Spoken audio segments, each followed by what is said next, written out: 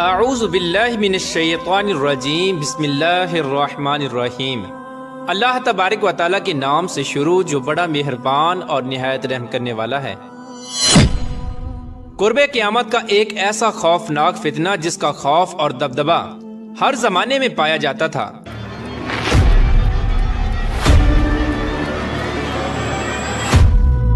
اس فتنے کا ذکر اگر صحابہ کرام کی مجلس میں ہو جاتا تو صحابہ کرام زاروں کی تار رونے لگ جاتے اور اللہ تبارک و تعالیٰ کی پناہ مانگا کرتے۔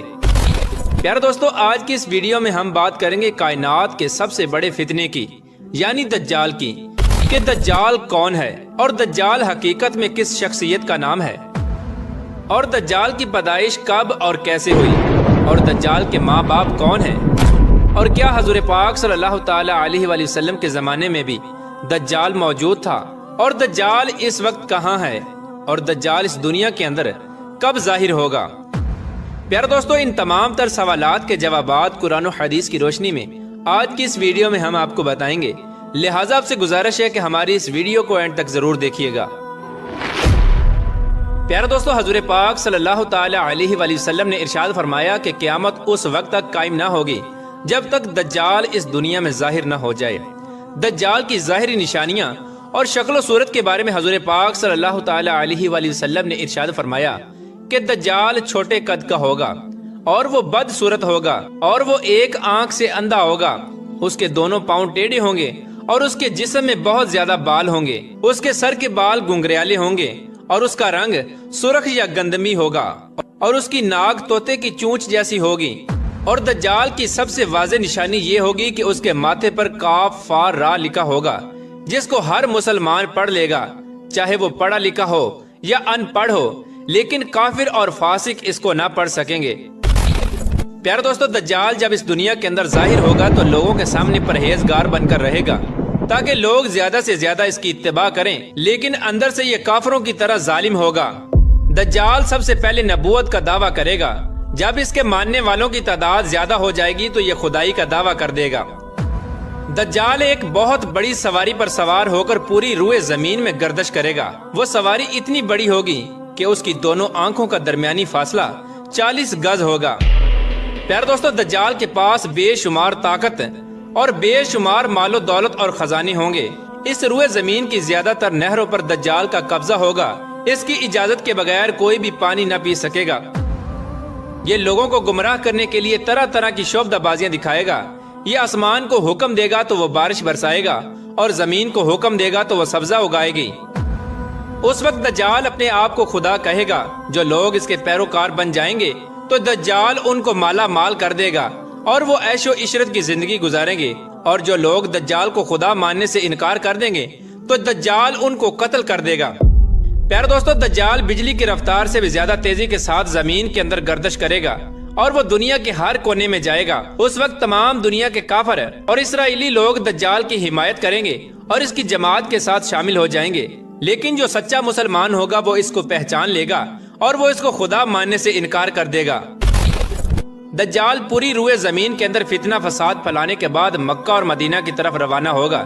جب یہ مکہ میں داخل ہونے کی کوشش کرے گا تو اس کو مکہ میں داخل ہونے سے روک دیا جائے گا، اور آخر کار مکہ سے ذلیل و خوار ہو کر مدینے کی طرف جائے گا۔ اس وقت مدینہ منورہ کے 7 دروازے ہوں گے، اور ہر دروازے پر اللہ تبارک و تعالیٰ کی طرف سے ایک نگہبان فرشتہ مقرر ہوگا جو اس کو مدینہ میں داخل نہیں ہونے دے گا۔ اس طرح دجال مکہ اور مدینہ کے باہر کھڑا ہو کر ایک خوفناک چیخ مارے گا۔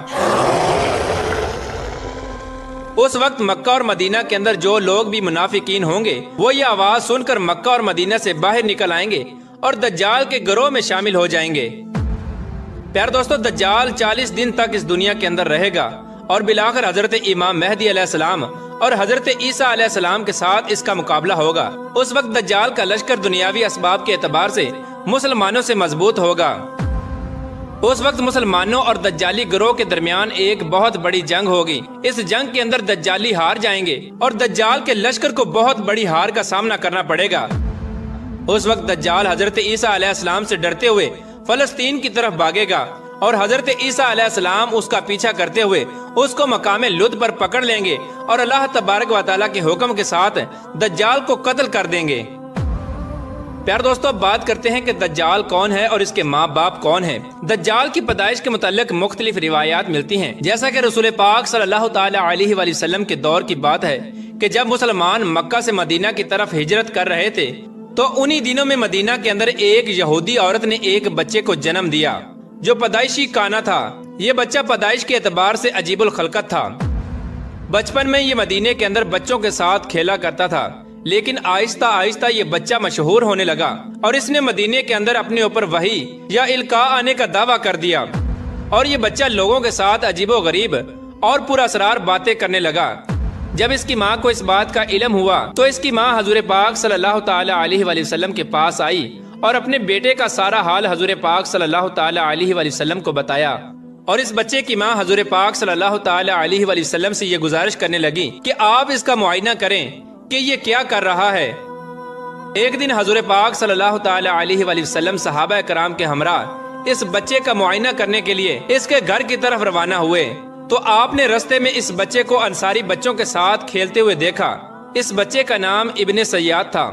اس وقت حضور پاک صلی اللہ تعالی علیہ وآلہ وسلم کے ساتھ عمر ابن خطاب رضی اللہ تعالی عنہ اور دیگر صحابہ کرام بھی موجود تھے۔ اس وقت ابن سیاد بلوغت کے قریب تھا لیکن جوان نہیں ہوا تھا۔